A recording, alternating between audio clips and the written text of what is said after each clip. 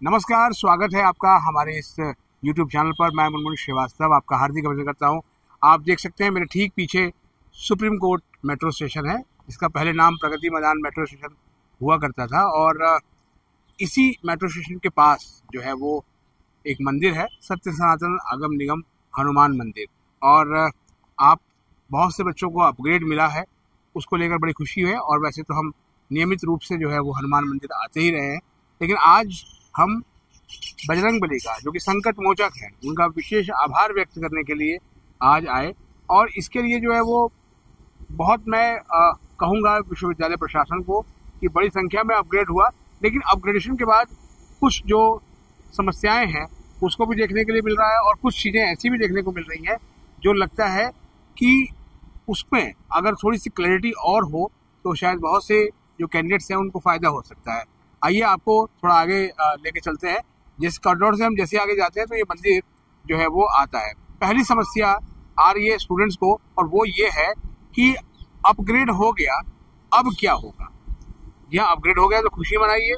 और सबसे अच्छी बात तो ये हो रही है कि जैसा कि प्रेस कॉन्फ्रेंस में vice chancellor professor Yogesh Singh जो है ड्यू के, उन्होंने कहा था कि ऑटो एक्सेप्ट हो जाएगी सीट आपकी, और वो दिख भी रहा है। जब आप अपने डैशबोर्ड को देखते हैं तो वो डैशबोर्ड पे जो पुरानी सीट आपकी थी वो कैंसल दिख रही होगी और आपको नई सीट जो एलोकेट है वो ऊपर दिख रही होगी। यानी कि अब आपकी वो सीट जो है वो चली गई, अब जो है आप नई सीट पर आ गए हैं।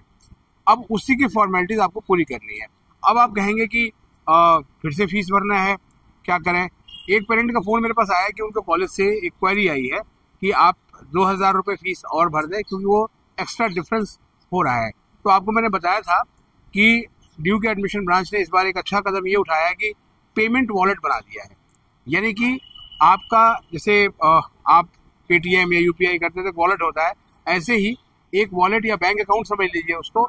उस वॉलेट में आपका जो फीस है वो सुरक्षित है, और जब वो सीट अगर आपकी किसी और कॉलेज में पहुंच गई तो फिर जो है वो अब आपका सारा डेटा वहां पहुंच गया, और जो डिफरेंस अमाउंट है फी का वो आपको पे करना पड़ेगा। और अगर जो है वो कम है तो फिर जो है वो अमाउंट आपको बाद में वापस मिल जाएगा। लेकिन फिलहाल अगर आपने जो है वो पे नहीं किया तो आपकी वो सीट जो है जो अभी अपग्रेड होकर मिली है तो फिर वो सीट जो है वो चली जाएगी। तो आप ये करें कि अगर आपको कॉलेज से फ़ोन आया है या अगर कोई क्वेरी जनरेट हुई है तो उसका जो है वो आंसर दें और वो डिफरेंस ज़रूर पेमेंट करें। अच्छी बात यह है कि कॉलेजेस बहुत ही तेज़ी से डॉक्यूमेंट्स वेरिफिकेशन और फी लिंक जनरेट करने का काम कर रहे हैं ताकि जो है वो डिले ना हो प्रोसेस, और जितना कम से कम टाइम लगे। तो मैक्सिमम जो कैंडिडेट्स हैं वो सेकेंड राउंड में सीट अपग्रेड होने के बाद भी अपनी पसंद के कॉलेज में जो है पहुंच सकते हैं। और जिनको पहली बार सीट मिली है तो उनकी सारी प्रक्रियाएं जो है वो उसी तरह की होगी जैसे राउंड 1 में जो जैसे आपने की थी। अब एक सवाल ये है कि सर हाँ, अगर हम यहाँ पे अपग्रेड कर लिया हमने तो क्या फिर चांस मिलेगा। जब थर्ड राउंड की मॉडलिटीज आएंगी तो उसमें आपको ये बताया जाएगा। अभी तक थर्ड राउंड जब भी आता रहा है तो सेकेंड राउंड के बाद भी सीट अपग्रेड करने का मौका मिलता है। जनरली जो फर्स्ट राउंड में सीट जब मिल जाती है किसी भी कैंडिडेट को तो उसको 2 मौके उसके बाद रहते हैं। वो पहली बार के बाद भी अपग्रेड हो जाता है और दूसरी बार के बाद भी हो जाता है। अब कुछ सवाल आपके आज आए कि क्या सर जो है वो अपग्रेड तो ठीक है, लेकिन क्या डाउनग्रेड हो सकता है। तो ऐसा कुछ नहीं है, डाउनग्रेड जो है वो नहीं हो सकता।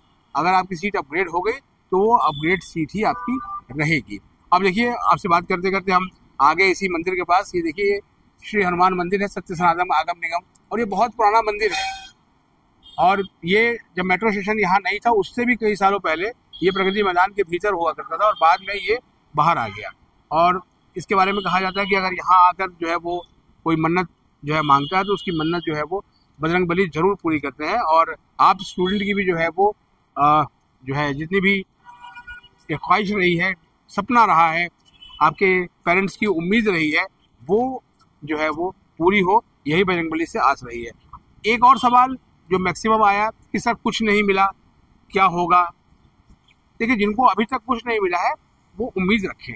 उम्मीद इसलिए रखें क्योंकि उम्मीद पर दुनिया कायम है। बार बार कहा जाता है कि उम्मीद आप जो है वो रखिए और उम्मीद आप रखेंगे तो आपको भी जो है वो आने वाले दिनों में सीट मिल सकती है।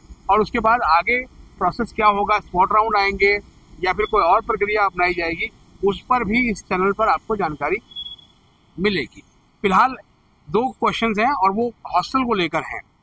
फर्स्ट राउंड के आधार पर जिनको हॉस्टल मिला है वो अब ये परेशान है कि अब उनकी सीट जो है वो अपग्रेड नहीं हुई, वही सीट उनकी रह गई है, तो फ्रीज का ऑप्शन कब आएगा। ऐसे तमाम कैंडिडेट्स और पेरेंट्स डरे हुए हैं क्योंकि दिल्ली में रहना अपने आप में बहुत बड़ी समस्या है।